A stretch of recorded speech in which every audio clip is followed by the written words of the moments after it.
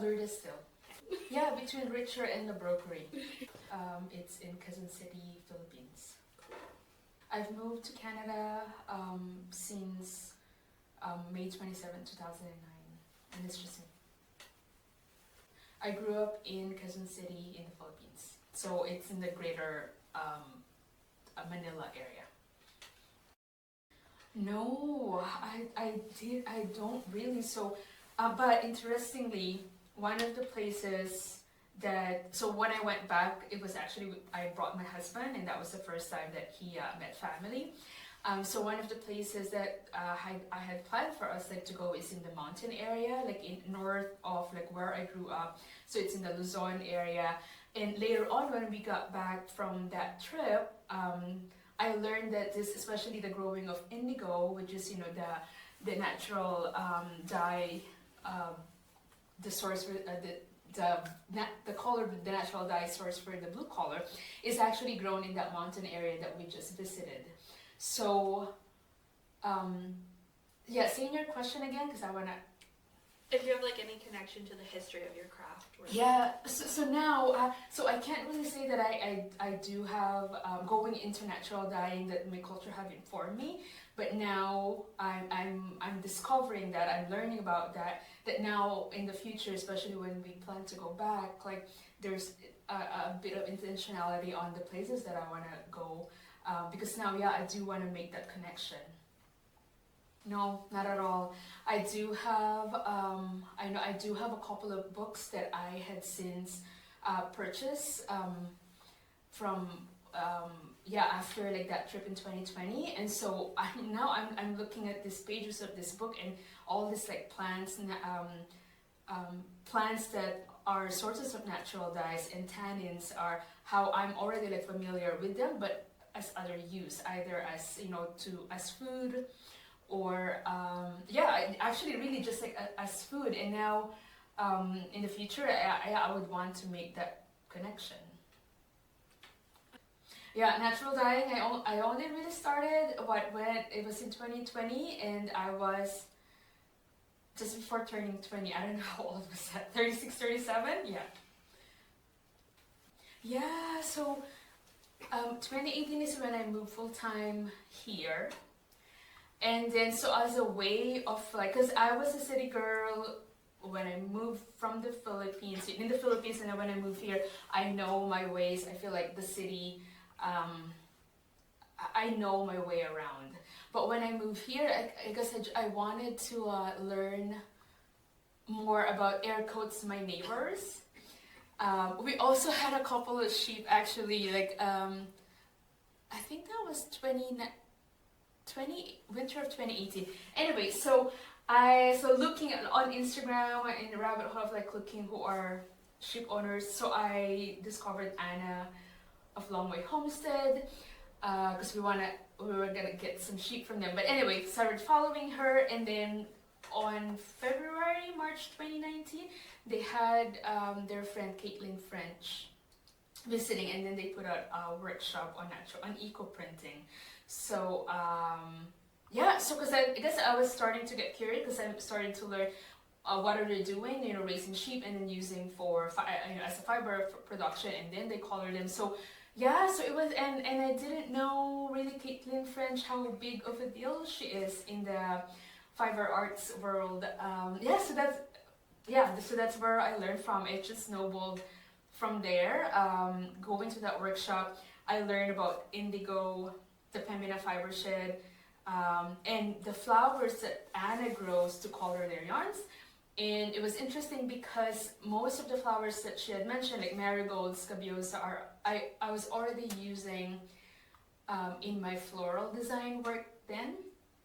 And there's already a crossover. So maybe I can still, and now this business idea is starting to form in me, that maybe I can still run a flower room, but I need to diversify on natural dyes. Yes and no. So the way that I do the natural dyeing, so it actually became the focus of my business. So I created this experiential tourism offering called Tinta Experience. So the answer on like I do it like with other people. So in this whole Tinta Experience, it's a 4-hour engagement at the farm. So people learn how I started growing flowers, where like in the front lawn, and then there's a you pick aspect, but we're picking flowers that they then go back here in the studio, and I guide them how they can use those flowers to design their own silk scarves. And then I guess on the alone side, working with my craft is when I make all this like wearable art. So the silk scarves, indigo dyed shawls that I create for my markets. Yeah, so I know. So when I was working as a flower buyer, and then realizing the carbon footprint, because these are not the way that the flowers that we have access to, especially roses, and in the winter months, right? That we cannot grow really here. The carbon footprint coming from South America to us, these are not just like boxes being flown with passenger seat flights. These are cargo jets that mostly carrying these perishables. I guess just the interest on if we can have sustainable choices too, in terms of flowers. It turns out there is. So through my work as a flower buyer in this wholesale company,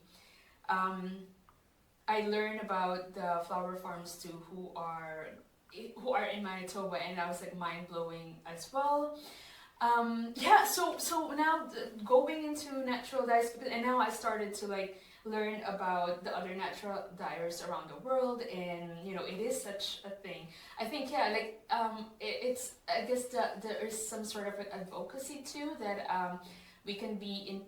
Well, I was empowered, to starting to look at just the local sources for the flowers that I would use, and now it also extended to the use of like colors. I think I became more aware, and that is like something that I want to impart to the people who would go to Tinta Experience, that just to make them think about their own choices and just inspire them. I think also like just to open people's mind that they can have a different interaction with the plants that they grow. Okay. So for the wearable art the wearable art. So the silk scarves, I do source them from a wholesaler in the States. I know that they source it mostly still like in China. But I have some practice pieces that are thrifted, and actually it's really they are a good material for exploration, especially the cellulose fiber. So cellulose would either be like linen, cotton, hemp. The vintage ones have really like different quality on how the plants and flowers translate to it. So that is like where I'm sourcing. And then the natural dyes, I'm focusing on what I can produce in the summer.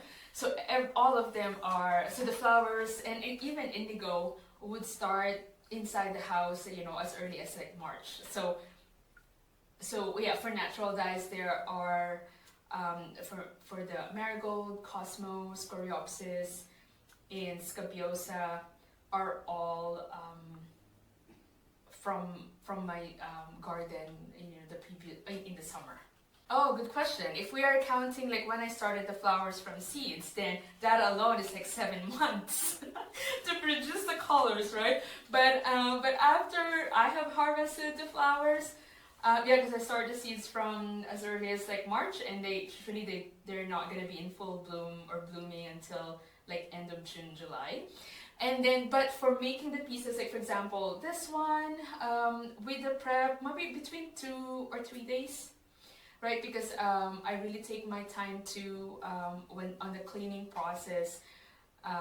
It involves like heating, and so I just let it cool down on its own.